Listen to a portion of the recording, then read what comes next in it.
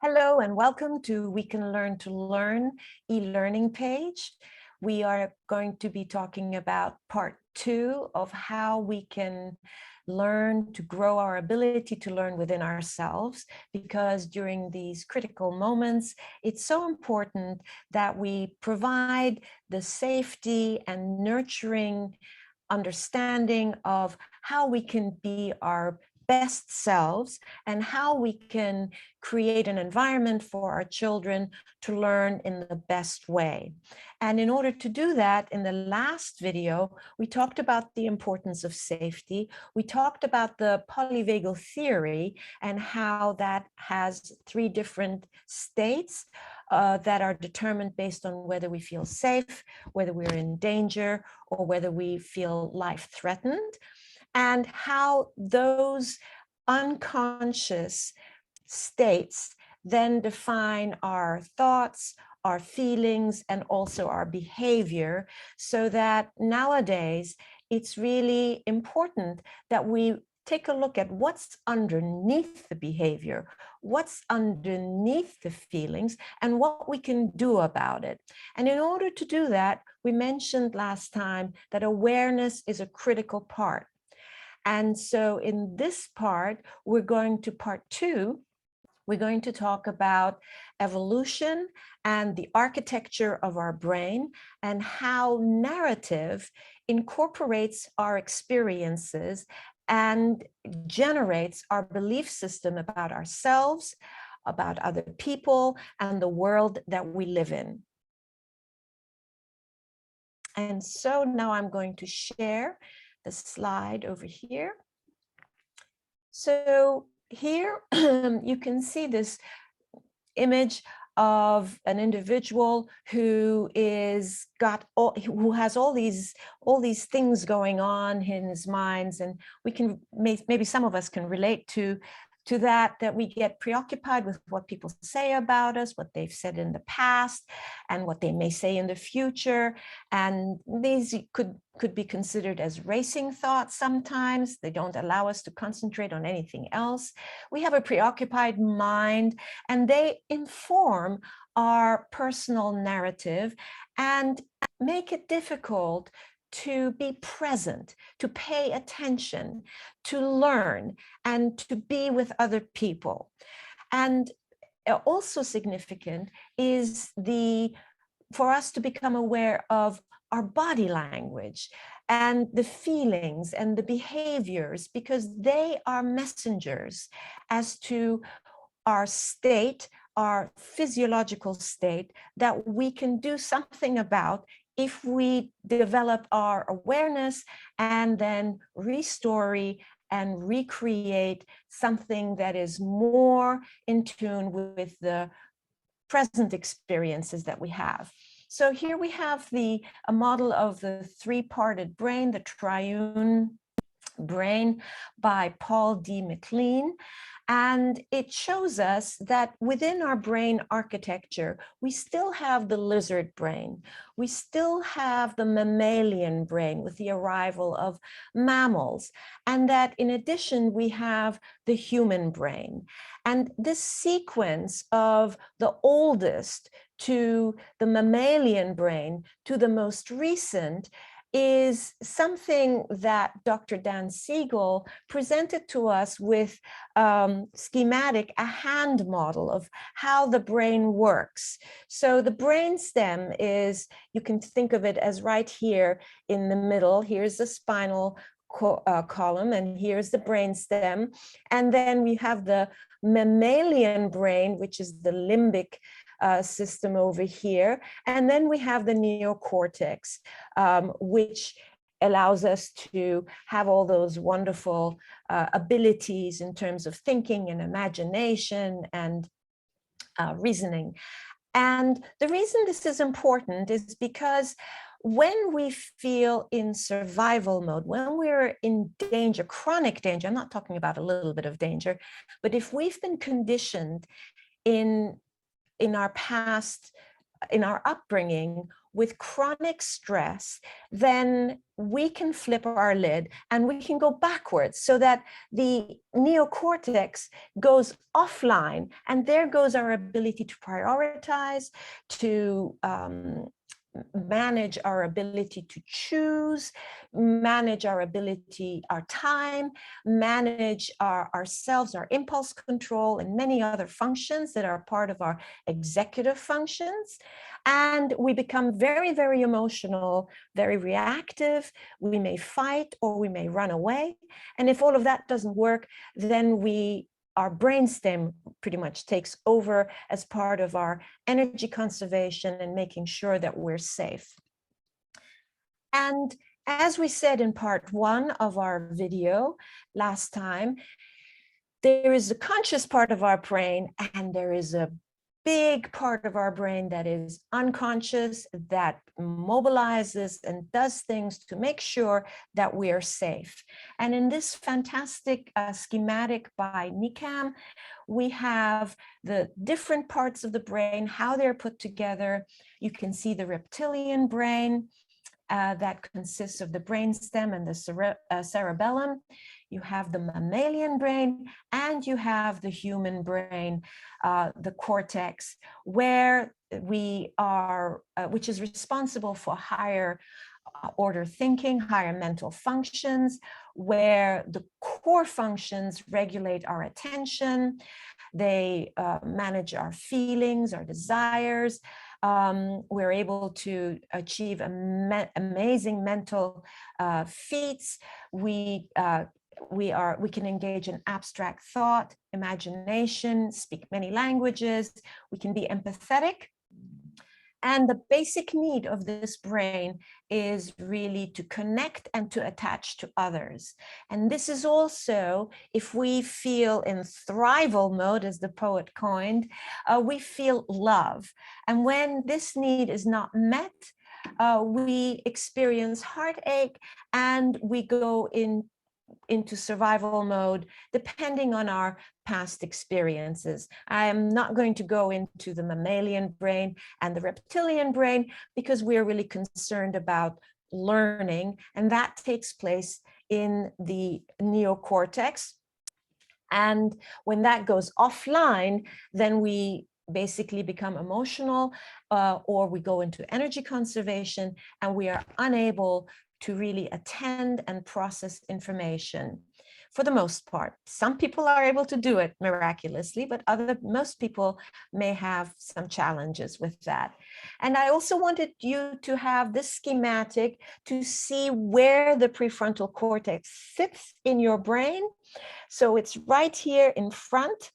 And then in the back, in the midbrain, is where the limbic brain is. And then I have some other schematics that I've borrowed from a video that you'll see in part 3 of the 3-part video series.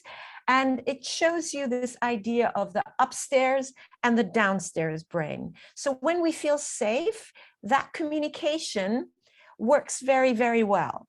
But when we go into survival mode and we flip our brain, then the communication gets interrupted and we may have a blowout. Certainly it will be difficult for us to learn, to pay attention, to feel rested, to feel present. And so why is all of this important? It's important because we develop a narrative based on what our autonomic nervous system decides to do, based on whether it feels safe, in danger, or there is some kind of life threat. And in this diagram, which I've created, I'm showing you the non-conscious part of the brain in the red netting, in the red mesh. And beneath that, I've created this river of non-consciousness to consciousness in terms of, at the mouth of it, you have neuroception, and there it picks up some kind of perception. It might be from the body communicating to it that it's not feeling well. It might be triggered by past memories and some of those thoughts that keep on recurring. Or it might be someone who might not feel safe, who might remind us of someone dangerous, or we have actual threat like a volcano or somebody about to attack us. So all these perceptions get registered, they enter our brainstem, and then are processed, and then our autonomic nervous system automatically decides where we're going to go in the hierarchy of our autonomic states. So the autonomic nervous system. So are we feeling safe? In which case we go into the ventral vagal, and the green part, which is under the net that you can't really see, it's VV, ventral vagal. And we continue enjoying ourselves, doing our work, eating, resting, playing, and learning, of course. Or do we go into sympathetic mode because there is some kind of danger, because we feel triggered, we're anxious, and we're not rested, and so we're a little bit more sensitive, and we've had past experiences that make us feel that we're not, we better protect ourselves, in which case we disconnect from other people and try to kind of go and stay by ourselves, isolate, and maybe be by ourselves to calm down, which is not a bad thing, depending on how long that time period takes. And if that little isolation doesn't work, we might even start fighting. We might run away, and we might just do whatever is necessary in order to stay safe. And if all those activities don't work, we may collapse into dorsal. And so it's our autonomic nervous system that determines the degree of threat and the degree of our resilience within ourselves, how much energy we have, emotional energy, our bandwidth, that determines which physiological state we're going to be in. And all of that happens very quickly below our awareness in our non-conscious existence, part of our brain. And so you see the larger part is in the conscious part of the brain, where the sun is shining and the river is flowing, and this is the big world outside. And there we may notice certain feelings of either, depending on which state we're in, of elation, happiness, connectedness, or the survival states that we've discussed. And along with these feelings then come the behaviors.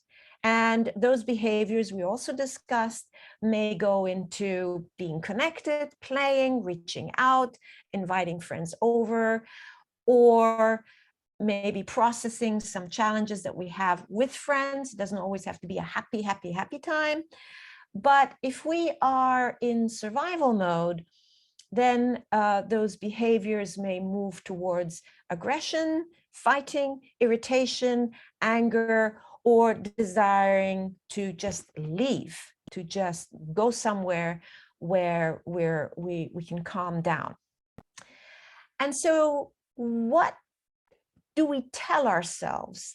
These behaviors and feelings, they generally are accompanied by stories. Stories that the perceived experiences bring up within us.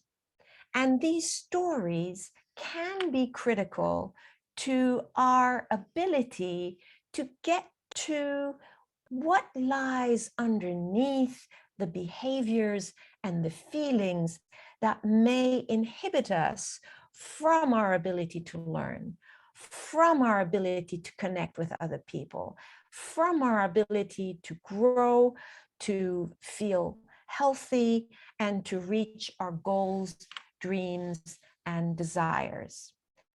And so this concludes the part 2 of our series on we can learn to grow our ability to learn. And as you can see, the story is a critical part of how we can restore, update, and be able to maybe create a shift in our life to come out of the protective mode, not all the time, but at least be able to control our ability to exist and to thrive. In part 3, we're going to talk about how we lose control and what we can do, what is available for us to restore, to create new ways of and new experiences for us to establish well-being, a more secure base. Thank you for paying attention and thank you for tuning in. I hope you also come and listen to part 3, where we'll talk about how we can help ourselves and how we can help other people and create a safe environment for everybody. Thank you and see you soon.